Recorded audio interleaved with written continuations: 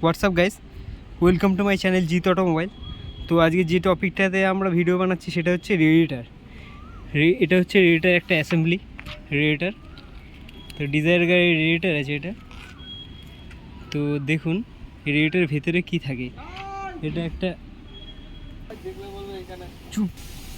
তো দেখুন বন্ধুরা, এটা আমরা যথারীতি অ্যাক্সিডেন্ট গাড়ি একটা রেডিয়েটার চেঞ্জ করেছি। তো দেখুন ভেতরে কীরকম টাইপের জিনিস থাকে। দেখুন ভেতরে এই ফিন্সের মাধ্যমে আপনার ওয়াটার আর কুলেন্টের যে মিশ্রণটা হয় তো সেটা ঠান্ডা হয়। তো এরকম ভিডিও ইউটিউবে কোথাও দেখতে পাবেন না আপনারা।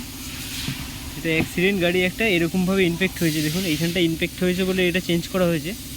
আর ভেতরে ঠিক এরকম মৌমাছি জালের মতো এরকম থাকে, এরকম টাইপের জিনিস থাকে।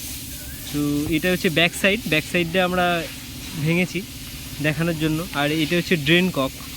এখানটা খুলে দিয়ে কুলেন্টটা এইখান দিয়ে ড্রেন করা হয় যখন গাড়িতে লাগানো থাকে। আর এটা হচ্ছে ড্রেন কক, এটাকে লুজ করলেই এখান দিয়ে কুলেন্টটা বেরোবে।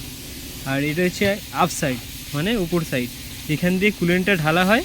আর এইখান দিয়ে ইঞ্জিন থেকে আউটলেট মানে ভেতরে ঢোকে আবার, ঠিক আছে।